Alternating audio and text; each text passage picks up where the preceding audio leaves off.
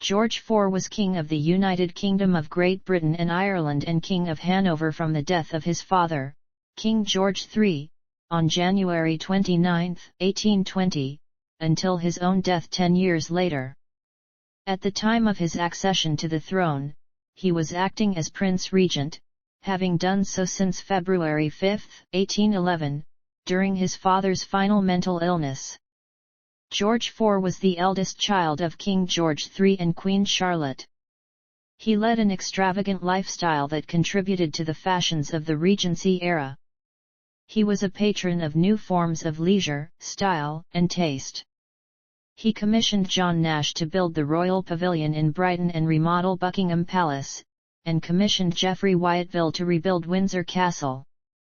George's charm and culture earned him the title the First Gentleman of England, but his dissolute way of life and poor relationships with his parents and his wife, Caroline of Brunswick, earned him the contempt of the people and dimmed the prestige of the monarchy. He excluded Caroline from his coronation and asked the government to introduce the unpopular Pains and Penalties Bill in an unsuccessful attempt to divorce her. Despite presiding over the British Empire's emergence as a global hegemon, his rule was tarnished by scandal and financial extravagance. His ministers found his behavior selfish, unreliable, and irresponsible, and he was strongly influenced by favorites. During most of George's regency and reign, Lord Liverpool controlled the government as Prime Minister of the United Kingdom. Liverpool's government presided over Britain's ultimate victory over Napoleon and negotiated a peace settlement with the French. After Liverpool's retirement, George IV was forced to accept Catholic emancipation despite opposing it. His only legitimate child, Princess Charlotte, predeceased him in 1817, so he was succeeded by his younger brother, William IV.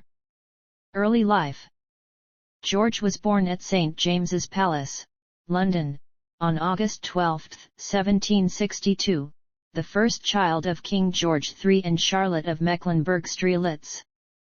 As the eldest son of a British sovereign, he automatically became Duke of Cornwall and Duke of Rothesay at birth.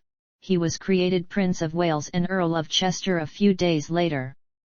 On September 18 of the same year, he was baptized by Thomas Secker, Archbishop of Canterbury. His godparents were his maternal uncle Adolphus Frederick IV, Duke of Mecklenburg-Strelitz, his paternal granduncle Prince William, Duke of Cumberland, and his grandmother Augusta, Dowager Princess of Wales. George was a talented student, and quickly learned to speak French, German, and Italian, in addition to his native English. At the age of 18, the Prince of Wales was given a separate establishment, and in dramatic contrast to his prosaic, scandal-free father, threw himself with zest into a life of dissipation and wild extravagance involving heavy drinking and numerous mistresses and escapades. He was a witty conversationalist, drunk or sober, and showed good, but grossly expensive, taste in decorating his palace. The Prince of Wales turned 21 in 1783, and obtained a grant of £60,000 from Parliament and an annual income of £50,000 from his father. It was far too little for his wants. His stables alone cost £31,000 a year.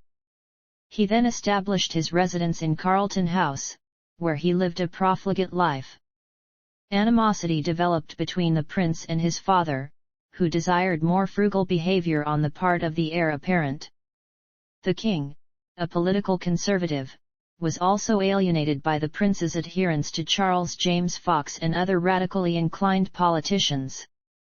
Soon after he reached the age of 21, the prince became infatuated with Maria Fitzherbert. She was a commoner, 6 years his elder, twice widowed, and a Roman Catholic. Nevertheless, the prince was determined to marry her.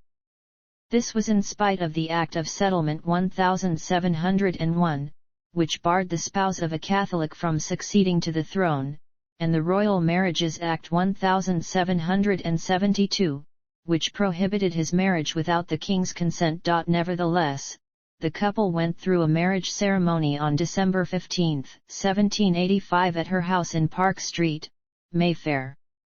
Legally the union was void, as the king's consent was not granted. However, Fitzherbert believed that she was the prince's canonical and true wife, holding the law of the church to be superior to the law of the state.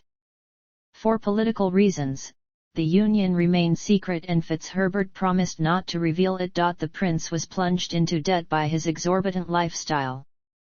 His father refused to assist him, forcing him to quit Carlton House and live at Fitzherbert's residence. In 1787, the prince's political allies proposed to relieve his debts with a parliamentary grant. The prince's relationship with Fitzherbert was suspected, and revelation of the illegal marriage would have scandalized the nation and doomed any parliamentary proposal to aid him. Acting on the prince's authority, the Whig leader Charles James Fox declared that the story was a calumny. Fitzherbert was not pleased with the public denial of the marriage in such vehement terms and contemplated severing her ties to the prince. He appeased her by asking another Whig, Richard Brinsley Sheridan, to restate Fox's forceful declaration in more careful words. Parliament, meanwhile, granted the prince £161,000 to pay his debts and £60,000 for improvements to Carlton House. Regency crisis of 1788. In the summer of 1788, the king's mental health deteriorated, possibly as the result of the hereditary disease porphyria. He was nonetheless able to discharge some of his duties and to declare Parliament prorogued from September 25 to November 20. During the prorogation he became deranged, posing a threat to his own life, and when Parliament reconvened in November, the king could not deliver the customary speech from the throne during the state opening of Parliament. Parliament found itself in an untenable position. According to long-established law, it could not proceed to any business until the delivery of the king's speech at a state opening. Although arguably barred from doing so, Parliament began debating a regency. In the House of Commons, Charles James Fox declared his opinion that the Prince of Wales was automatically entitled to exercise sovereignty during the king's incapacity. A contrasting opinion was held by the Prime Minister, William Pitt the Younger, who argued that, in the absence of a statute to the contrary, the right to choose a regent belonged to Parliament alone. He even stated that, without parliamentary authority, the Prince of Wales had no more right to assume the government than any other individual subject of the country. Though disagreeing on the principle underlying a regency, Pitt agreed with Fox that the Prince of Wales would be the most convenient choice for a regent. The Prince of Wales, though offended by Pitt's boldness, did not lend his full support to Fox's approach. The Prince of Wales's brother, Prince Frederick, Duke of York and Albany, declared that George would not attempt to exercise any power without previously obtaining the consent of Parliament. Following the passage of preliminary resolutions, Pitt outlined a formal plan for the regency, suggesting that the powers of the Prince of Wales be greatly limited. Among other things, the Prince of Wales would not be able either to sell the king's property or to grant a peerage to anyone other than a child of the king. The Prince of Wales denounced Pitt's scheme, declaring it a project for producing weakness, disorder, and insecurity in every branch of the administration of affairs. In the interests of the nation, both factions agreed to compromise. A significant technical impediment to any regency bill involved the lack of a speech from the throne, which was necessary before Parliament could proceed to any debates or votes. The speech was normally delivered by the king, but could also be delivered by royal representatives known as Lords Commissioners, but no document could empower the Lords Commissioners to act unless the Great Seal of the realm was affixed to it. The seal could not be legally affixed without the prior authorization of the sovereign. Pitt and his fellow ministers ignored the last requirement and instructed the Lord Chancellor to affix the Great Seal without the King's consent, as the act of affixing the Great Seal in itself gave legal force to the bill. This legal fiction was denounced by Edmund Burke as forgery, fraud, a glaring falsehood, and as a palpable absurdity. The Duke of York and Albany described the plan as unconstitutional and illegal. Nevertheless, others in Parliament felt that such a scheme was necessary to preserve an effective government. Consequently, on February 3, 1789, more than 2 months after it had convened, Parliament was formally opened by an illegal group of Lords Commissioners. The Regency Bill was introduced, but before it could be passed the King recovered. The King declared retroactively that the instrument authorizing the Lords Commissioners to act was valid. Marriage and mistresses. The Prince of Wales's debts continued to climb, and his father refused to aid him unless he married his cousin Princess Caroline of Brunswick. In 1795, the prince acquiesced, and they were married on April 8, 1795 at the Chapel Royal, St. James's Palace. The marriage, however, was disastrous. Each party was unsuited to the other. The two were formally separated after the birth of their only child, Princess Charlotte, in 1796, and remained separated thereafter. The prince remained attached to Maria Fitzherbert for the rest of his life, despite several periods of estrangement. George's mistresses included Mary Robinson, an actress whom he paid to leave the stage, Grace Elliott, the divorced wife of a physician, and Frances Villars, Countess of Jersey, who dominated his life for some years. In later life, George's mistresses were the Marchioness of Hertford and the Marchioness Conyngham. George was rumoured to have fathered several illegitimate children. James Ord, who moved to the United States and became a Jesuit priest, was reportedly his son by Fitzherbert. Late in life, George told a friend that he had a son who was a naval officer in the West Indies, whose identity has been tentatively established as Captain Henry A. F. Hervey, reportedly George's child by the songwriter Lady Anne Lindsay, a daughter of James Lindsay, 5th Earl of Balcarres. Other reported children include Major George Seymour Crowell, the son of theatre manager's daughter Eliza Crowell, William Hampshire, the son of publican's daughter Sarah Brown, and Charles Beaucandy, the son of a Frenchwoman with that surname. Anthony Camp, director of research at the Society of Genealogists, has dismissed the claims that George IV was the father of Ord, Hervey, Hampshire, and Candy, as fictitious. The problem of the Prince of Wales's debts, which amounted to the extraordinary sum of £630,000 in 1795, was solved by Parliament. Being unwilling to make an outright grant to relieve these debts, it provided him an additional sum of £65,000 per annum. In 1803, a further £60,000 was added, and George's debts as at 1795 were finally cleared in 1806, although the debts he had incurred since 1795 remained. In 1804, a dispute arose over the custody of Princess Charlotte, which led to her being placed in the care of the king. It also led to a parliamentary commission of inquiry into Princess Caroline's conduct after the Prince of Wales accused her of having an illegitimate son. The investigation cleared Caroline of the charge but still revealed her behaviour to have been extraordinarily indiscreet. Regency. In late 1810, the king's mental health once again broke down, following the death of his youngest daughter, Princess Amelia. Parliament agreed to follow the precedent of 1788. Without the king's consent, the Lord Chancellor affixed the Great Seal of the realm to letters patent naming Lords Commissioners. The letters patent lacked the royal sign manual, but were sealed by request of resolutions passed by both Houses of Parliament. The Lords Commissioners appointed by the letters patent, in the name of the king, then signified the granting of royal assent to a bill that became the Regency Act 1811. Parliament restricted some of the powers of the Prince Regent. The constraints expired 1 year after the passage of the Act.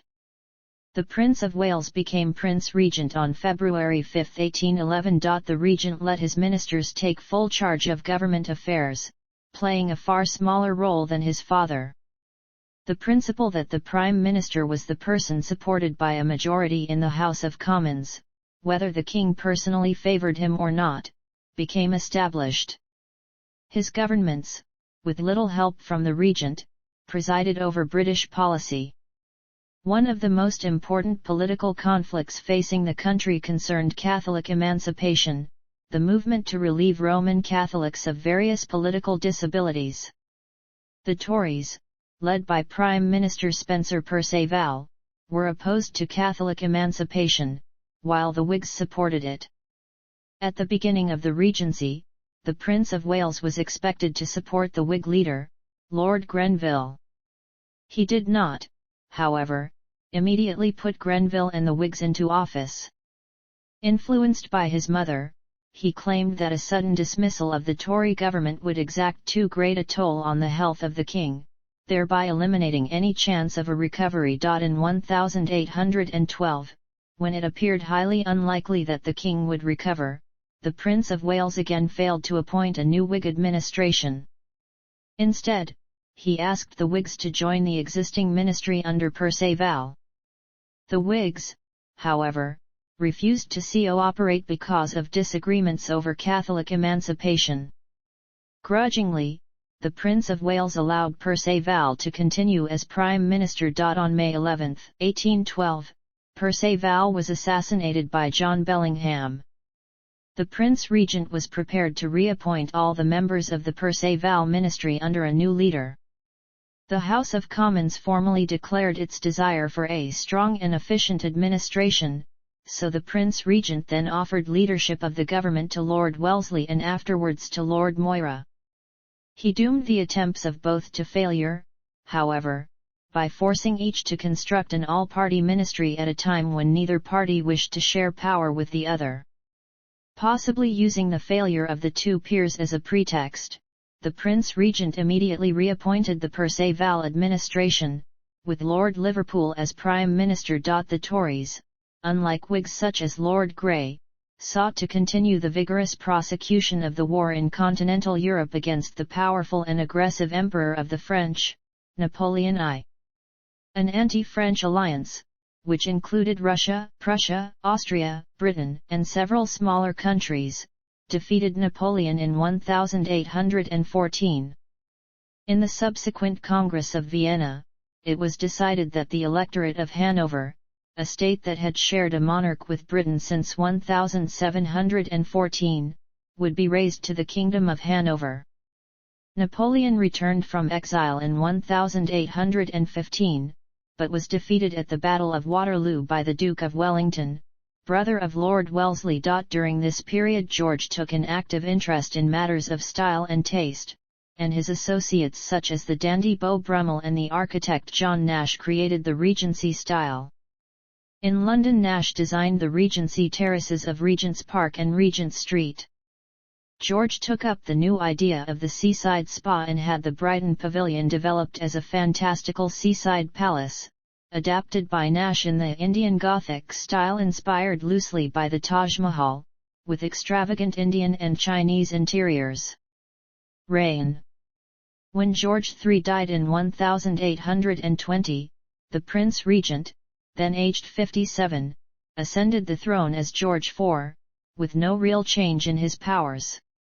By the time of his accession, he was obese and possibly addicted to laudanum. George IV's relationship with his wife Caroline had deteriorated by the time of his accession.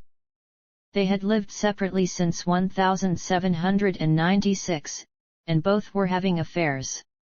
In 1814, Caroline left the United Kingdom for continental Europe, but she chose to return for her husband's coronation, and to publicly assert her rights as queen consort. However, he refused to recognize Caroline as queen, and commanded British ambassadors to ensure that monarchs in foreign courts did the same.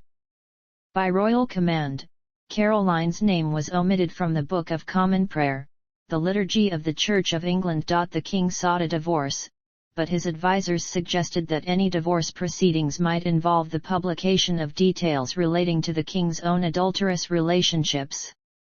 Therefore, he requested and ensured the introduction of the Pains and Penalties Bill, under which Parliament could have imposed legal penalties without a trial in a court of law. The bill would have annulled the marriage and stripped Caroline of the title of Queen. The bill proved extremely unpopular with the public, and was withdrawn from Parliament. George decided, nonetheless, to exclude his wife from his coronation at Westminster Abbey, on July 19, 1821. Caroline fell ill that day and died on August 7. During her final illness she often stated that she thought she had been poisoned. George's coronation was a magnificent and expensive affair, costing about £243,000. Despite the enormous cost, it was a popular event. In 1821, the king became the first monarch to pay a state visit to Ireland since Richard II of England. The following year he visited Edinburgh for 21 days.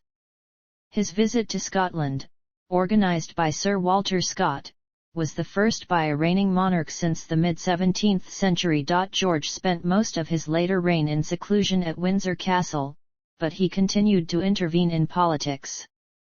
At first it was believed that he would support Catholic emancipation, as he had proposed a Catholic Emancipation Bill for Ireland in 1797, but his anti-Catholic views became clear in 1813 when he privately canvassed against the ultimately defeated Catholic Relief Bill of 1813. By 1824 he was denouncing Catholic emancipation in public. Having taken the coronation oath on his accession, George now argued that he had sworn to uphold the Protestant faith, and could not support any pro-Catholic measures.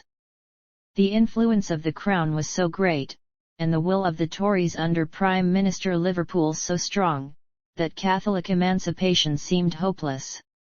In 1827, however, Liverpool retired, to be replaced by the pro-emancipation Tory George Canning.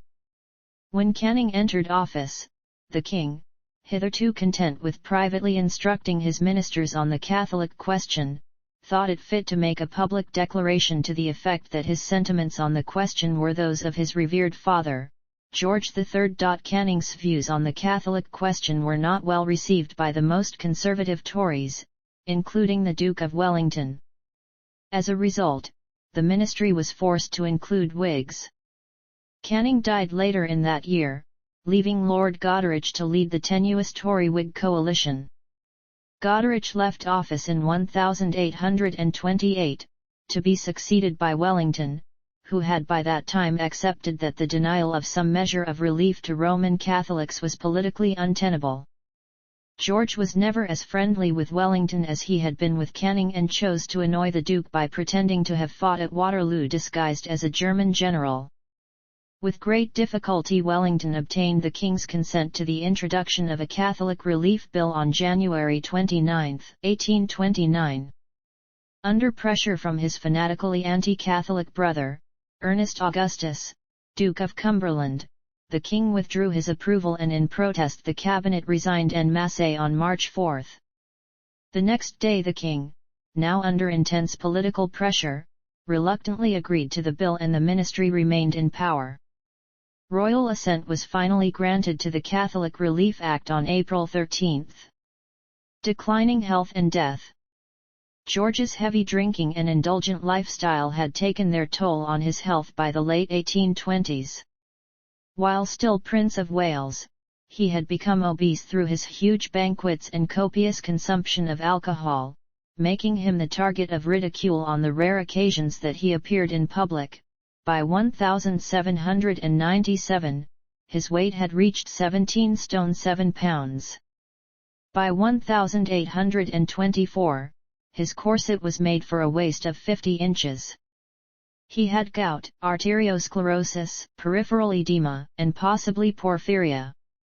In his last years, he spent whole days in bed and had acute and serious spasms of breathlessness. George's last years were marked by increasing physical and mental decay and withdrawal from public affairs.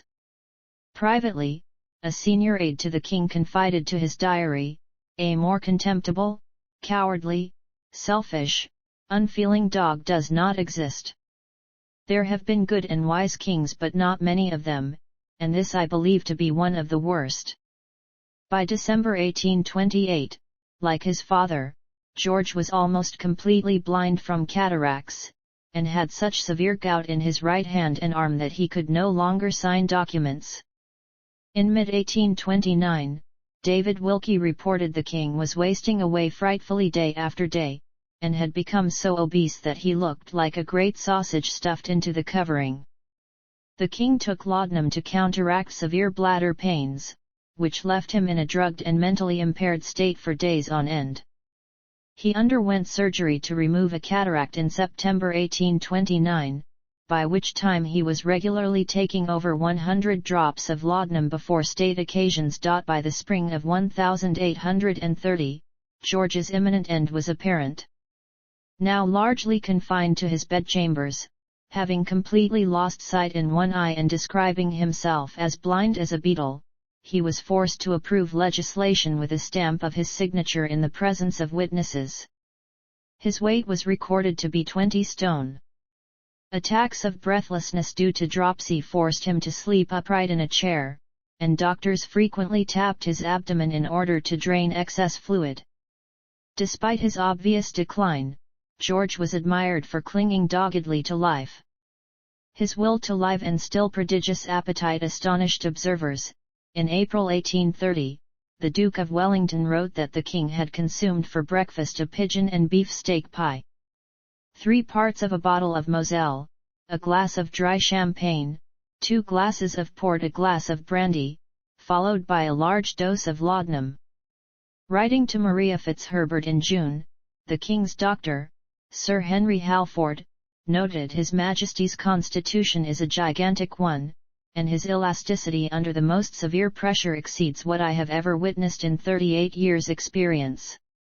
Though George had been under Halford's care since the time of the Regency, the doctor's social ambitions and perceived lack of competence were strongly criticized, with the Lancet labeling Halford's bulletins on the king's health as utterly and entirely destitute of information, subsequently characterizing Halford's treatment of George, which involved administering both opium and laudanum as sedatives, as appearing to lack sense or direction. George dictated his will in May and became very devout in his final months, confessing to an archdeacon that he repented of his dissolute life, but hoped mercy would be shown to him as he had always tried to do the best for his subjects. By June, he was unable to lie down, and received the sacrament on June 14 in the presence of Lady Conyngham, Halford, and a clergyman. While Halford only informed the cabinet on June 24 that the king's cough continues with considerable expectoration, he privately told his wife that things are coming to a conclusion. I shall be released about Monday. At about 3 in the morning of June 26, 1830 at Windsor Castle, George awoke and passed a bowel movement, a large evacuation mixed with blood. He then sent for Halford, allegedly calling to his servants Sir Henry. Sir Henry! Fetch him, this is death. Accounts of George's final moments and last words vary. According to Halford, following his arrival and that of Sir William Knighton, the king's lips grew livid, and he dropped his head on the page's shoulder.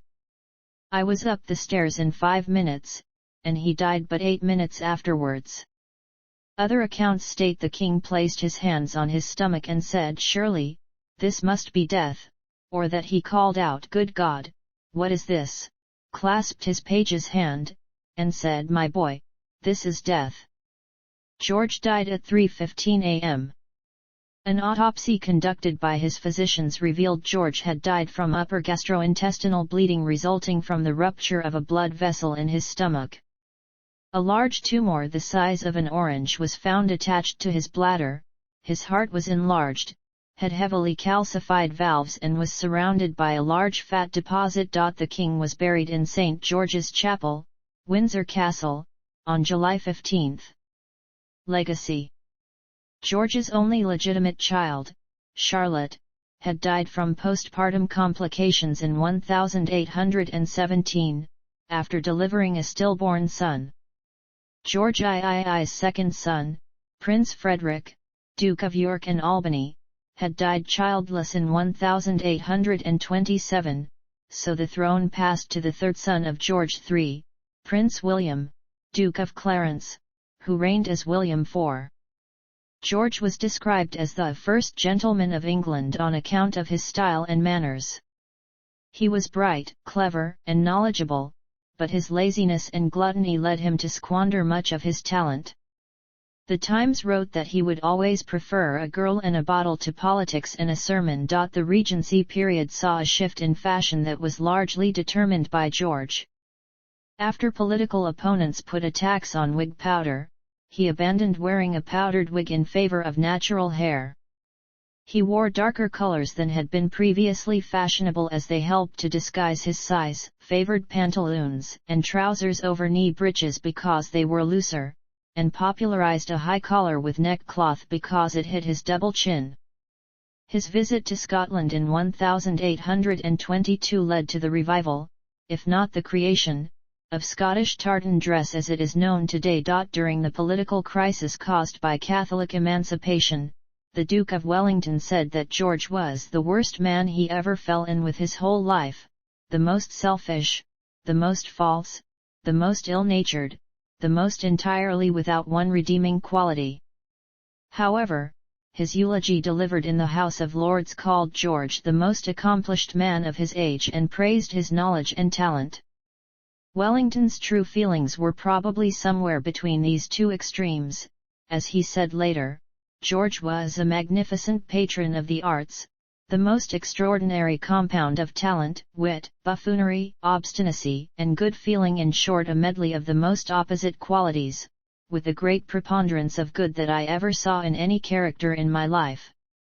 Upon George's death, the Times captured elite opinion succinctly: there never was an individual less regretted by his fellow creatures than this deceased king. What eye has wept for him?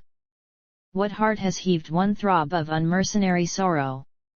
If he ever had a friend, a devoted friend in any rank of life, we protest that the name of him or her never reached us. There are many statues of George IV, a large number of which were erected during his reign.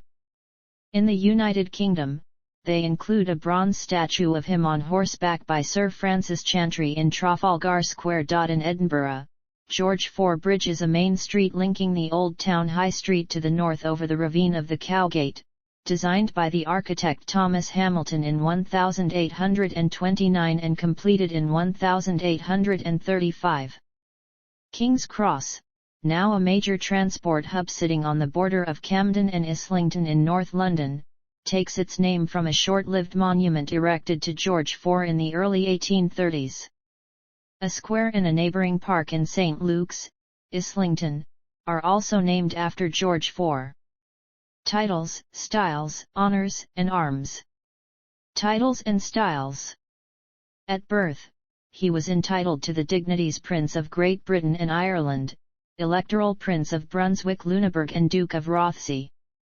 Under the Act of Parliament that instituted the Regency, the prince's formal title as regent was Regent of the United Kingdom of Great Britain and Ireland. Honours. National honours. Foreign honours. Military appointments. Arms. George's coat of arms as the Prince of Wales was the Royal Arms, differenced by a label of 3 points argent. The arms included the royal crest and supporters, but with the single arched coronet of his rank, all charged on the shoulder with a similar label. His arms followed the change in the royal arms in 1801, when the Hanoverian quarter became an escutcheon and the French quarter was dropped altogether. The 1816 alteration did not affect him as it only applied to the arms of the king. As king, his arms were those of his two kingdoms, the United Kingdom and Hanover, superimposed, quarterly, I and 4 gules, 3 lions passant gourdant in pale or, 2 or a lion rampant within a double trace sur flory counter flory gules, 3 azure a harp or stringed argent, overall an escutcheon tierced in pall reversed, I gules 2 lions passant gourdant or, 2 or a semeti of hearts gules a lion rampant azure, 3. Gules a horse courant argent, overall an escutcheon gules charged with the crown of Charlemagne or, the whole escutcheon surmounted by a crown.